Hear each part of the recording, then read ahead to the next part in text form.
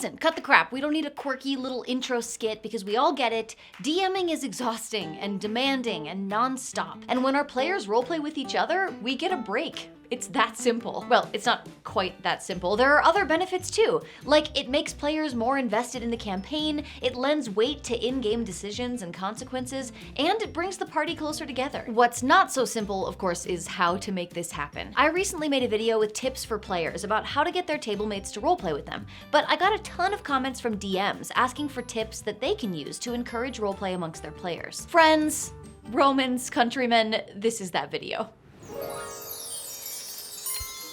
Before we dive into the tips, we need a big disclaimer. Roleplaying and acting are different. Roleplaying does not demand a dramatic performance. It just means making the choices that your character would make, based on things like their backstory, their alignment, and their character traits. Players do not need to be Liam O'Brien using a subtle German accent while looking constantly on the verge of tears in order to be a good role player. They don't need to do accents, they don't need to change their posture or gestures, they don't even need to use first-person language. I know this is a pet peeve for some people, but, well, I'll let the books cover it. She hasn't been out of her cell in a while. There are two styles you can use when role-playing your character: the descriptive approach and the active approach. Most players use a combination of the two styles. Use whichever mix of the two works best for you. These two approaches are detailed in that section of the player's handbook, but in short, descriptive role-playing is in third person. Stuff like Edith asks Necrasha if she can break down the door. And active role-playing is in first person. Like, Necrasha, could you be a doll and stop drooling over Elowin long enough to break down this door for me? Personally, as much as I like active role-playing, when I get nervous or feel unsure, I tend to revert back to descriptive role-playing because it feels less vulnerable. If that style of role-playing is more comfortable for your players, I would encourage you to embrace it. So why is it so hard to get players to roleplay? Well, just like any effort to control other people's behavior, you can't. There's no way to force your players to roleplay more, but there are a few things that you can do to encourage it. I've broken them down into 4 tactics. First, create a roleplay-friendly atmosphere.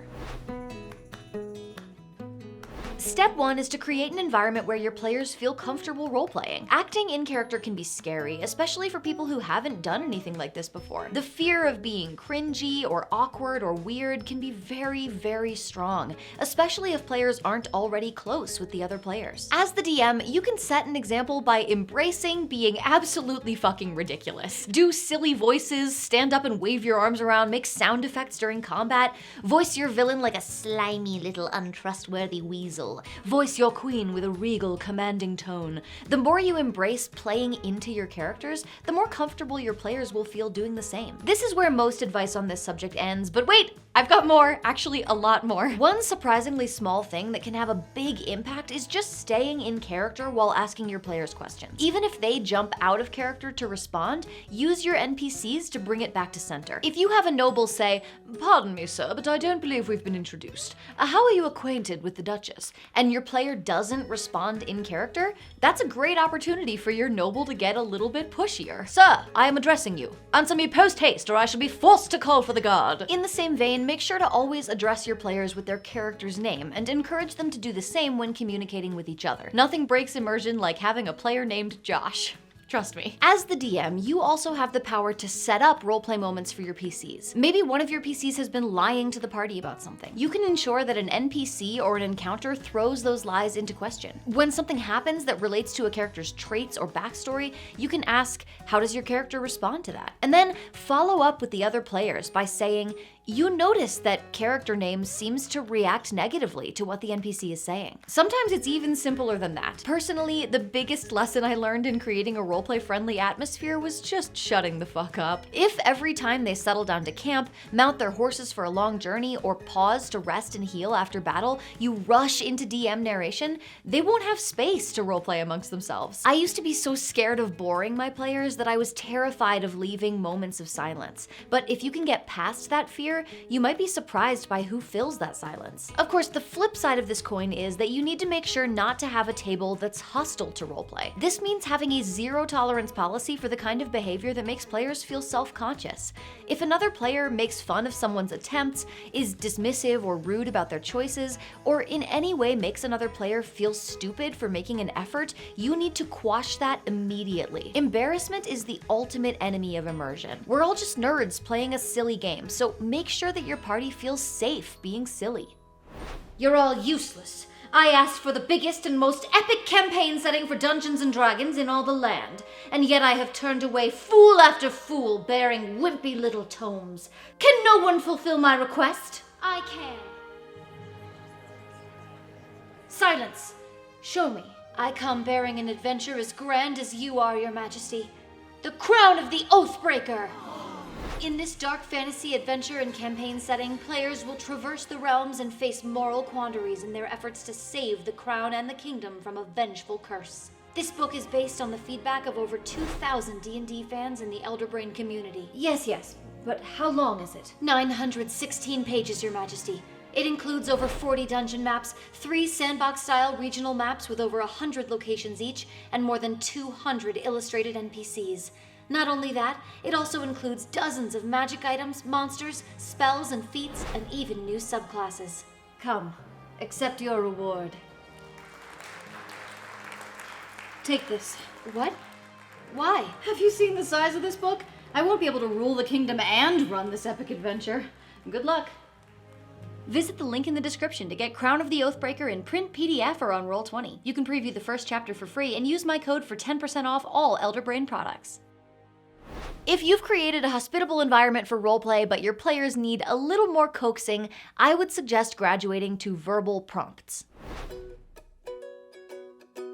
There's no harm in gently reminding your players to think about the game from the perspective of their characters. There are a ton of ways to do that. The most simple is that when someone describes an action, like someone playing a game would, you say, okay, and how would your character say that? Or describe what your character does. Just give them an opportunity to reframe that choice as a roleplay moment. Personally, I think using character names instead of the word you can be helpful in reminding players to contextualize. What do you do and what does Garthax the Toothless do are two different questions to a player who might not be used to playing the role of Garthax the Toothless. You can always use verbal prompts to turn mechanical moments or even moments of silence into character experiences. What does that look like is a great way to bring a player into a skill check or a combat move. And if something big has happened in the game and your players aren't giving you a response, explicit questions like, how do you react to that? And how does that make your character feel? Can get the gears turning. Some players, especially ones who have experience with D&D but not much experience with role-playing,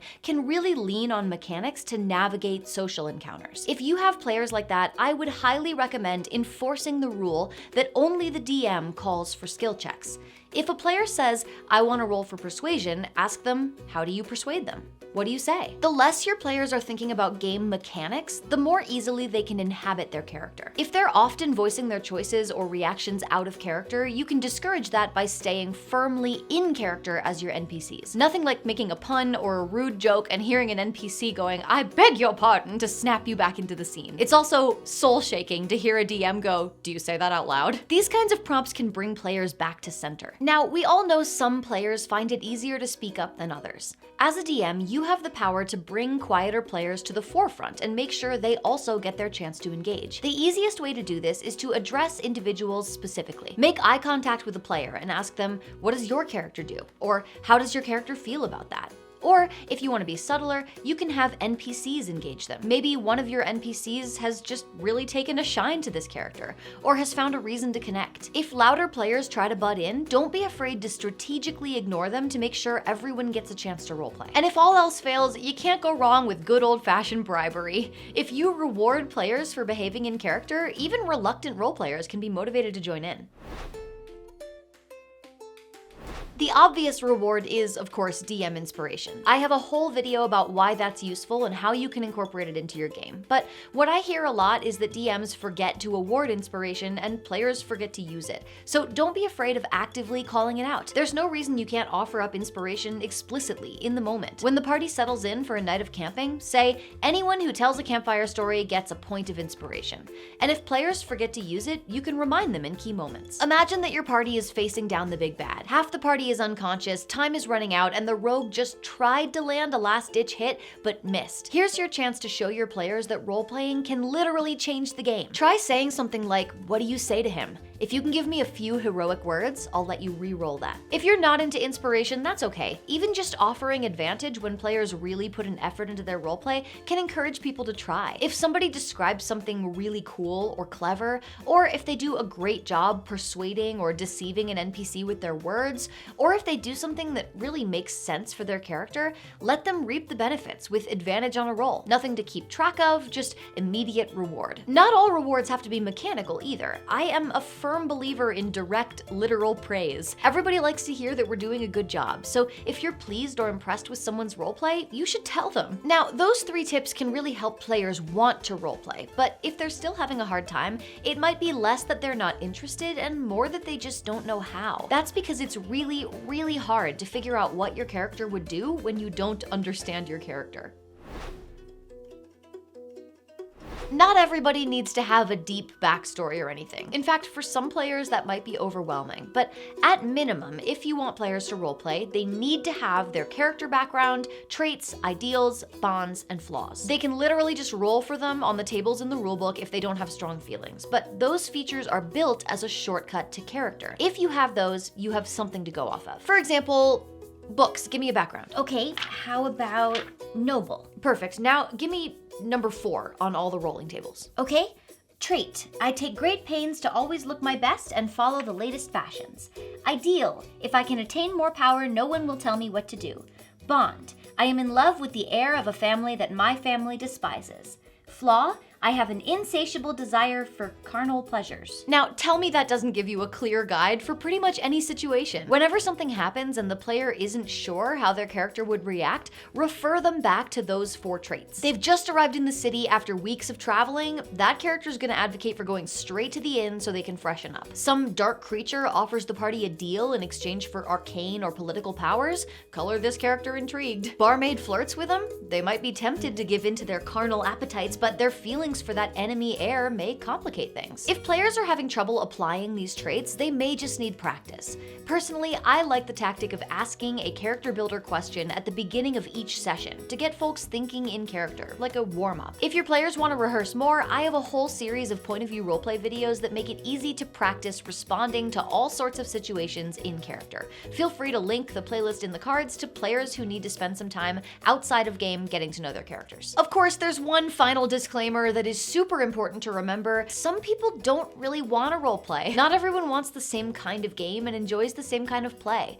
Some people truly do just want to hack and slash for a few hours, and that is valid. Before trying to shape your game around roleplay, make sure that's something your players are actually interested in. If you talk with your table and they all want to try more roleplay, there's one final step you can take to make it happen. Remind your players of their part in all of this. You can make space, you can facilitate, but in the end, you can't force players to roleplay. Ultimately, that's on them. So if your players are interested in roleplaying more, send them this video with tips for how players can initiate character-driven moments with their table mates. Between your efforts to make a roleplay-friendly table and their efforts to participate in it, I'm sure you'll be leaning back behind your DM screen, listening to your players roleplay together in no time.